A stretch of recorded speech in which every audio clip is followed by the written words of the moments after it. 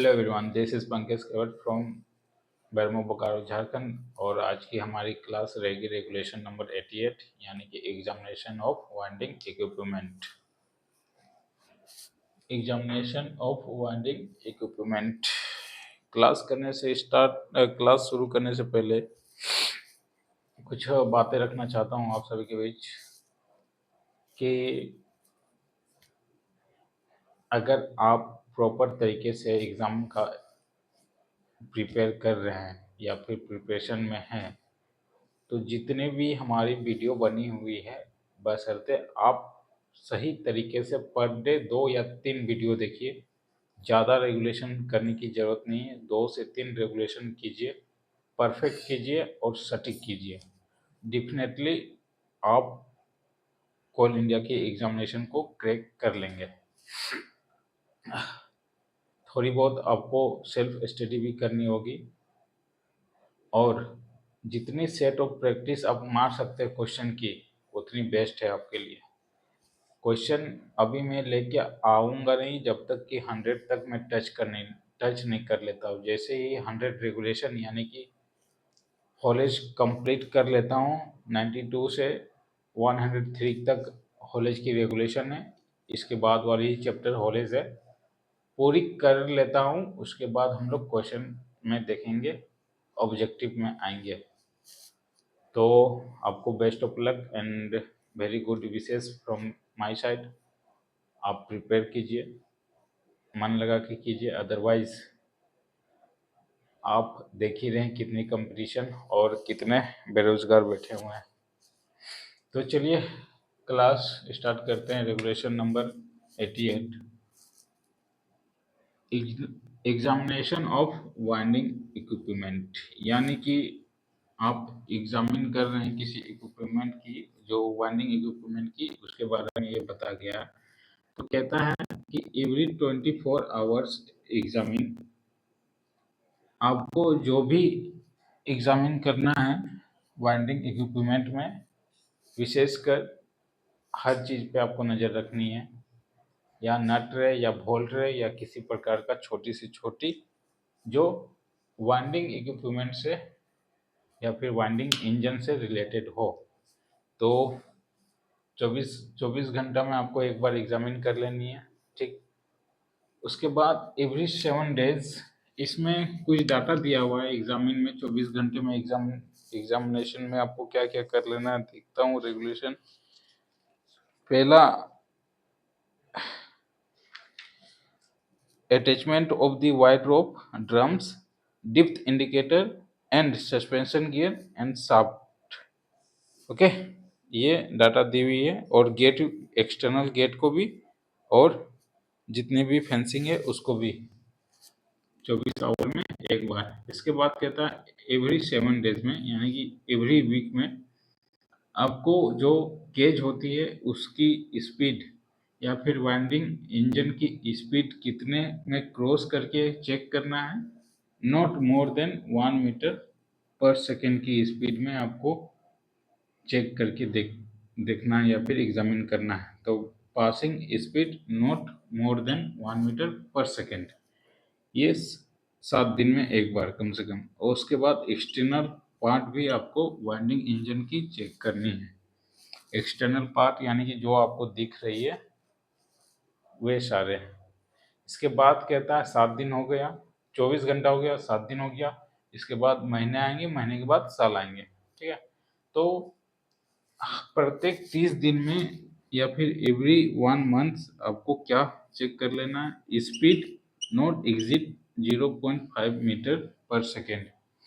जो सस्पेंशन या फिर वाइंडिंग इंजन की स्पीड रहेगी वो 0.5 मीटर से ज़्यादा ना रखते हुए आपको प्रत्येक 1 महीने में चेक कर लेना है।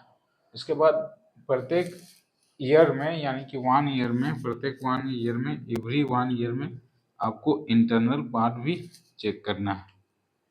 ओके, तो इस तरह की पॉइंट्स रखी गई है और कुछ डाटा है नहीं कि आपको बताया जाए।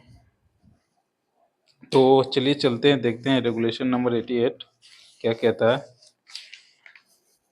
Examination Examination of winding equipment, it shall be duty of the engineer or other competent person. Examine once at least every 24 hours में आपको एग्जामिन करना है, और इसकी ड्यूटी एंड रिस्पॉन्सिबिलिटी किसकी रहेगी? कंपिटेंट पर्सन की और ऑथराइज पर्सन जो कि इंजीनियर हो।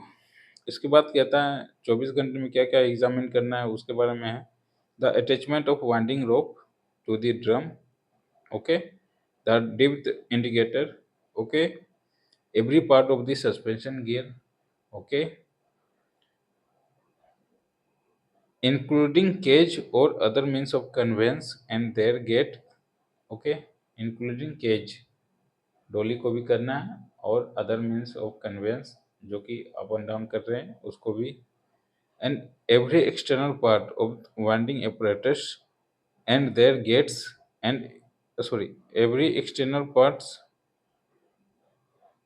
of winding apparatus upon the proper working which the safety of person depends on।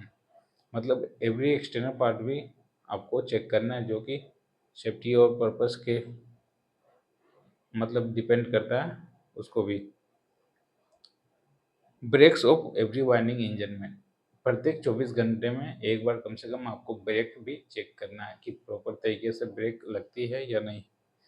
इसके बाद every once at least in every 7 days, प्रत्येक 7 दिन में मैंने क्या क्या नोटिस किया, passing speed not less than 1 metre per second में चेक करना, और जो भी एक्सटर्नल पार्ट होती है वो भी प्रत्येक 7 दिन में चेक करना है। तो पहला पॉइंट कहता है each winding rope passing through the rope at a speed not exiting 1 metre per second, मतलब each winding rope by passing the rope at a speed,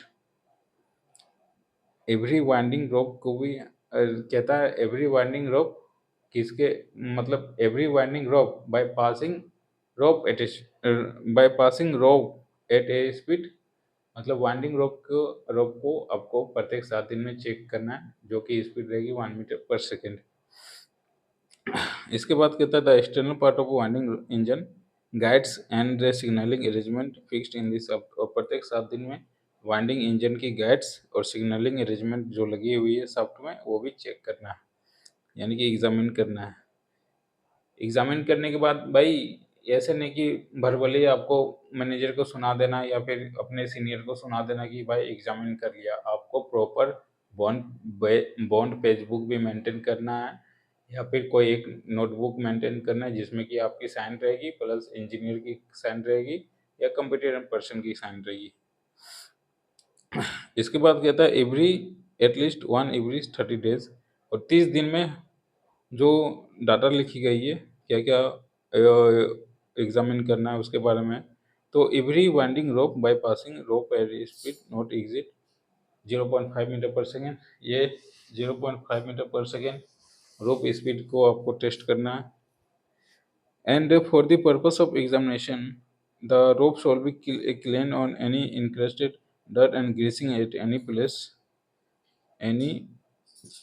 particularly liable deterioration and other place not more than 30 meter apart for the length of any direction circumference of the rope, and so superior condition wide and where corrosion battle necessary every such place will be noted and, मतलब कहता है कि at a interval of 30 not more than 30 metre आपको जहाँ पे आपको examine कर लेनी है जहाँ ग्रीसिंग या फिर रस्टिंग या फिर फ्रोजन ये सब की बात आए वैसे प्लेसेस में आपको चेक भी कर लेना है। इसके बाद कहता है every once at least 12 month the winding engine condition of internal parts, और प्रत्येक साल में एक बार कम से कम जो वाइंडिंग इंजन की इंटरनल पार्ट होती है वो भी चेक करना है। और सेकंड पॉइंट कहता है रिपोर्टेड ऑफ सब एग्जामिनेशन सोल भी रिकॉर्डेड, मैंने बताया था रिकॉर्ड करनी है, बॉन्ड पेज बुक भी मेंटेन करनी है, काउंटर साइन मैनेजर की लगेगी, कॉम्पिटिटिव पर्सन की साइन एंड इंजीनियर की साइन। इसके बाद थर्ड पॉइंट कहता है if on any examination made under regulation discover weakness of the defect safety of the person such weakness of the immediately reported to engineer to committee manager vending installation not be used until weakness of the, और examine करने के दरमियान अगर किसी में weakness या त्रुटि पाई जाती है तो जो भी कंपिटेंट पर्सन होगा या जो भी इंजीनियर होगा वो मैनेजर को रिपोर्ट करेंगे, मैनेजर रीजनल इंस्पेक्टर को रिपोर्ट करेंगे, और तब तक यूज़ नहीं होगा गेज का, या फिर जो भी वाइंडिंग इंजन है तब तक यूज़ नहीं होगा जब तक कि उस त्रुटि को सही नहीं कर ले। तो ये भी हमारा रेगुलेशन ऑलमोस्ट कंप्लीट, यानी कि 88 complete. 89 gate and fence. Fencing मैंने बताया था 10 टाइप की फेंसिंग होती है। तो S1 S2 एंड अंडरग्राउंड में E1 E2 and U3 and surface, और सरफेस में S1 से लेके S5 तक। ये फेंसिंग थोड़ी लंबी है, कैसे फेंसिंग करती है वो देखेंगे नेक्स्ट क्लास में। तो 88 कंप्लीट, आज के लिए इतना काफ़ी। Very very thank you and have a good night. Thank you.